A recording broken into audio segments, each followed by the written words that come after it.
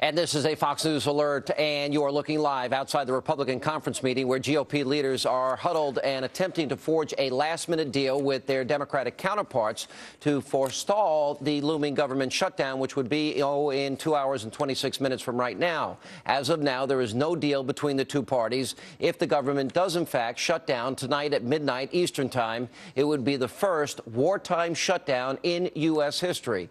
Now, the last time the government was in a similar situation was during the Clinton years, and that's back in 1995 and 96, and somehow President Clinton managed to rally in the polls after those shutdowns. So after this budget battle is finally settled, who will the winners be? Joining me now with reaction, Fox News political analyst Juan Williams, and he was an aide to former Speaker of the House Newt Gingrich during the 95 shutdown. Tony Blankley is back with us. Guys, good to see you. Appreciate it. Good to see you, Sean. Well, by the way, this is just breaking across the wires on the Washington Post that, in fact, they're saying, Washington Post is, not that I trust them that much, but congressional leaders are close to an agreement on a budget deal, according to aides. But we've been hearing similar stories all day, so I'm not exactly sure what's going on here. Look, if this is what this is about, if the Democrats think this is 1995 all over again, Juan, do you think they are misreading the mood of the American electorate? No, I thought they were earlier, and I think they knew it earlier, which is why the White House, Bill Daley, the chief of staff, Sean, got so involved and made concessions to move it up to where the Republican leadership had initially requested $33 billion in cuts and even go beyond that now, edging towards the $40 billion that Speaker Boehner has been talking about. But then all of a sudden, the whole conversation shifted in the last few days to these social issues, to the abortion issue, the environment issue. And now the Democrats and the White House think, you know what, they've got a winning hand because they can see the poll numbers starting to shift in their direction. Well, I haven't really seen that. All week I've been seeing the polls were favoring the Republicans. By the way, I just reported that the Washington Post said congressional leaders say they are close to an agreement. Fox News has just checked in with Speaker of the House John Boehner's office, and Speaker Boehner's office is saying there is no deal as of now, no deal yet. Tony Blankley, you were there in 1995. I think this is a very different environment and atmosphere, as evidenced by the 2010 elections, the biggest midterm election victory in 70 years. There's no doubt. The two biggest differences are the public today, and by today I don't mean Friday, I mean in this period of time, understands, as we didn't 15 years ago, what a crisis our debt and deficit is. This is a huge advantage to whichever party convinces the public that they're serious about dealing with it. At this point, the Republican Party, I think, has the edge on that, and the Democrats are trying to create the image that Republicans are not serious about that. They want to go on tangential matters. The other advantage we have, by the way, is that we have Fox, we have the Internet. I think we're going to have a fair chance to explain our position to the public, which was difficult 16 years ago. I think it's important to point out that Tony, the Republicans won the Republicans won 2 Senate seats in '96, and they also held the House. Juan, I want to ask you about the tone and the rhetoric today. And look at this through the prism. Starting yesterday, Speaker Pelosi said 6 million seniors won't get to eat. You had Harry Reid. Women won't get breast cancer screenings. Eleanor Norton, this is like bombing innocent civilians. And then Louise Slaughter, the GOP want to kill women. I want to play this through the prism of what President Obama said in the aftermath of the Tucson tragedy and then get your reaction. Let's play that. At a time when our discourse has become so sharply polarized, at a time when we are far too eager to lay the blame for all that ails the world at the feet of those who happen to think differently than we do, it's important for us to pause for a moment and make sure that we're talking with each other in a way that heals, not in a way that wounds. All right. He said that just a short time ago. Here's what Louise Slaughter said today. This is probably one of the worst times that we've seen because the numbers of people who were elected to Congress. I went through this as co-chair of the Arts Caucus. In '94, people were elected simply to come here to kill the National Endowment for the Arts. Now they're here to kill women. Republicans are here, Juan Williams, to kill women. Do you think Barack Obama has an obligation to tell his own party to tone down the rhetoric and be a little more civil? This whole thing is a distraction, Sean. You know, the kind of rhetoric that you hear from both sides is objectionable at times. People can say what they want. Let the public judge it. That's just craziness. But I wanted to get back to what Tony had to say a minute ago, which is that I think... You dismiss it. Republicans want to kill women, Juan. Kill women. Republicans don't want women to get breast cancer screening, Juan. I think you're going down a rabbit's hole there, Sean, because I think that argument is about abortion, and that's what the American people... I think the American people are tired of that kind of social argument, Sean. I think we wanted to have a discussion about cutting the size of the budget and cutting the size of government. How do you have a discussion with people that say that Republicans want to kill women?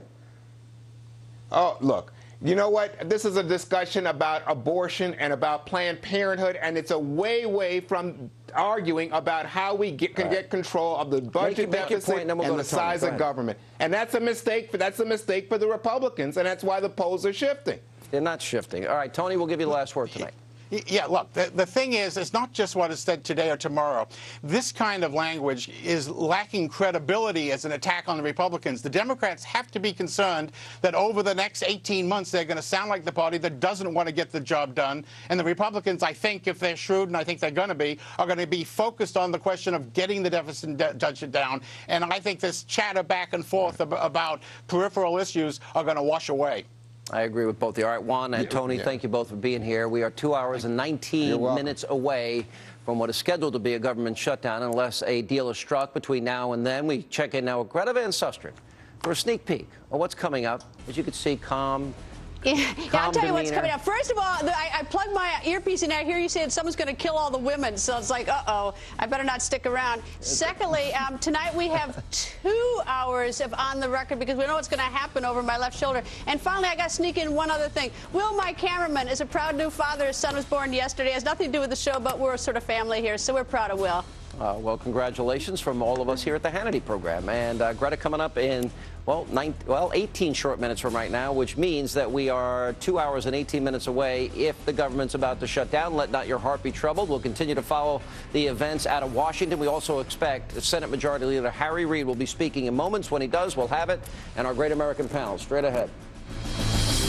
And this is a Fox News alert. You are looking live at the Senate floor where Senate Majority Leader Harry Reid is expected to deliver remarks momentarily. A spokesman for the Speaker of the House, John Boehner, said just moments ago that the two parties have not yet reached a deal that would prevent a government shutdown.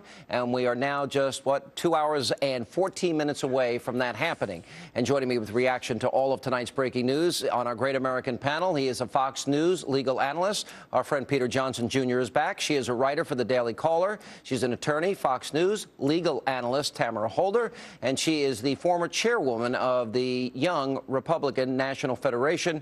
Republican strategist Dee Dee Benke is also back with us. Well, all right, what's with the props? What is it? Okay, don't minimize what I'm doing here. I'm protecting myself. Antacid because I know that I give you a heart attack or a heartburn every time I'm on. Fabric knuckle just in case we have a fight.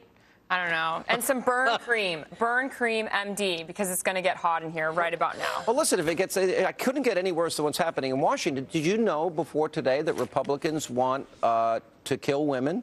Republicans, this is just like bombing innocent civilians. This is, Republicans don't want women to get mammograms or cancer screenings, and they don't want to feed old people, Peter. This is fear and loathing on the campaign trail, and it's really kind of despicable, and it's below what the Congress is capable of. We should fear the deficit. We shouldn't fear the Tea Party.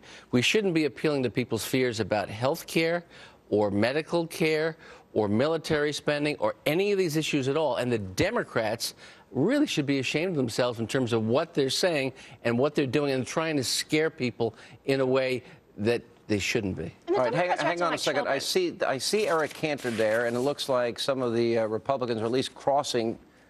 They just walked by. Speaker Boehner has just said, his spokesman just said, we have not reached a deal yet. But as you can see, they just walked by where they expect a press conference coming up.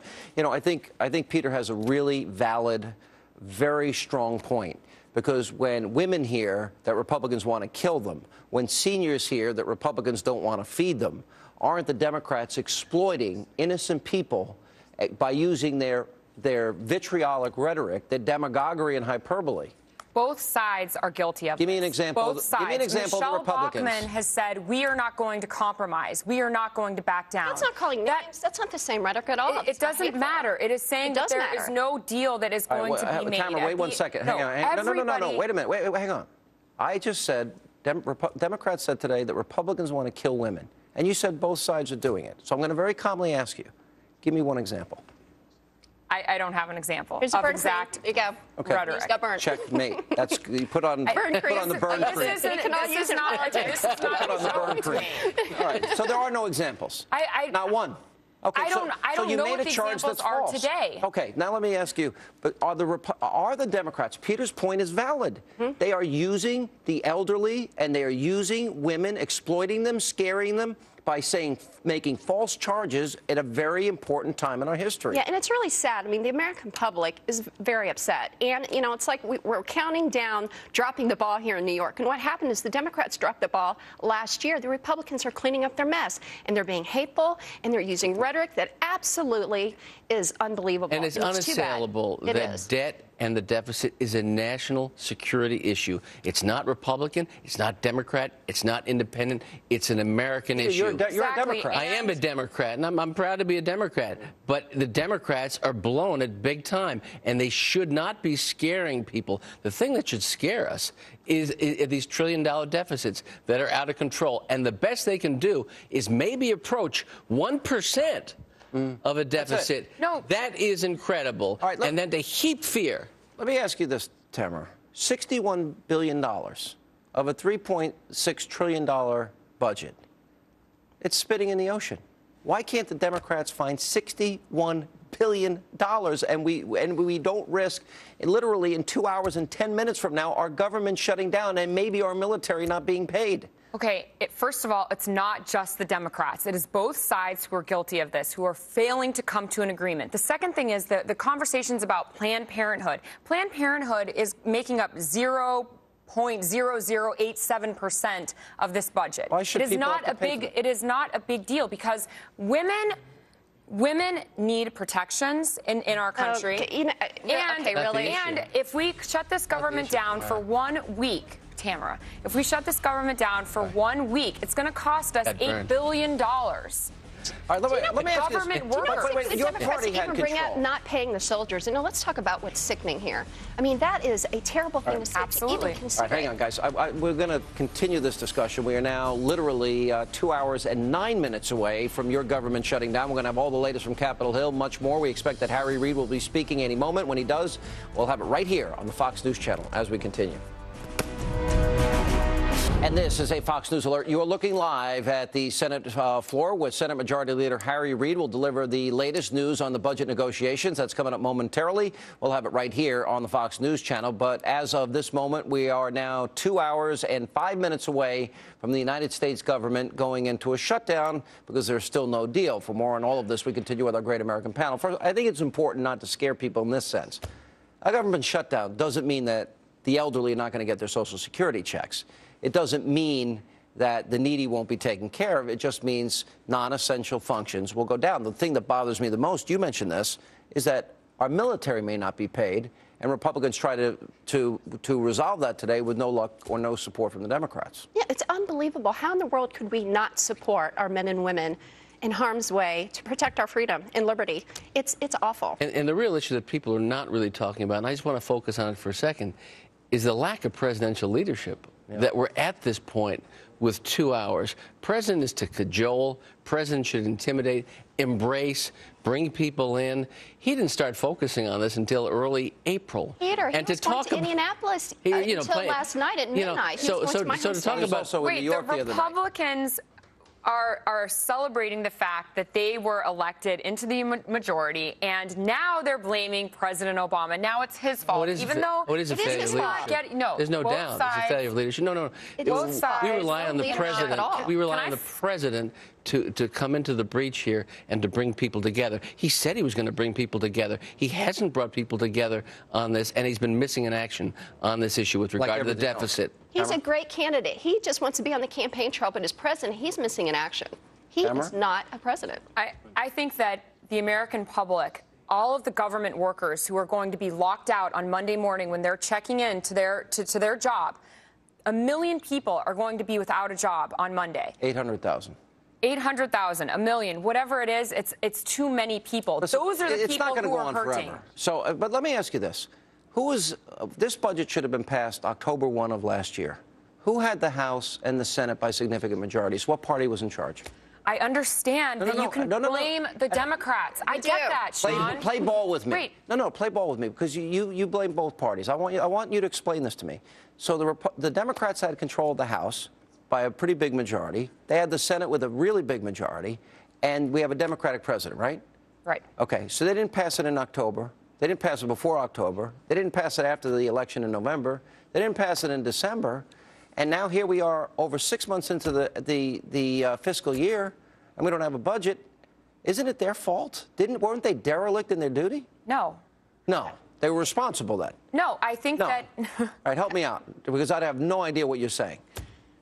I don't know what I'm saying at this point either. I think that I can tell. Everybody. But Paul Ryan knows what he's saying. We should be listening to him. There's no explanation for this at all. There's no excuse. There's no logic.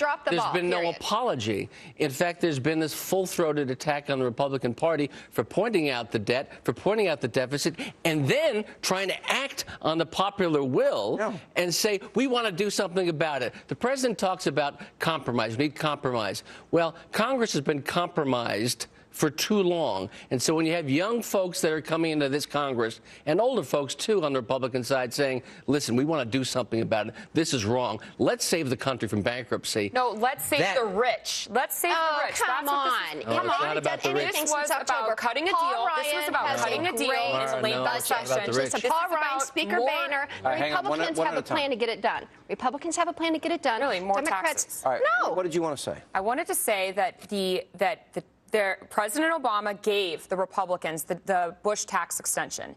Now, what do they want? They want more tax cuts. That's not has nothing to do with this debate. No, it does. It's very insignificant. I mean, because we're talking about 61 billion cuts. It has to do with this debate. Do you know what the budget deficit for this year alone will be? $5 trillion. No, the budget deficit for this year, this budget year 2011, 1 year, $1.65 trillion this year. So if you have a $3.6 trillion budget, $1.65 trillion deficit, tell me why $61 billion is so hard for the Democrats to swallow when we have $14 trillion in debt right now, and we're talking about raising the debt ceiling. And why are we talking about Planned Parenthood being so significant to this issue, listen, too? If you want to, why don't you and your liberal friends go support Planned Parenthood, buy all the condoms you want for people, pay for all the abortions you'd like for people, and leave the taxpayers that are going bankrupt alone? It's about debt, bankruptcy. It's about saving the country from Republicans are being the adults here. Guys, Paul Ryan, Speaker Boehner, Republicans have the plan. All right, we are literally, as of this second, 2 hours away from a government shutdown. Greta will take you to midnight tonight.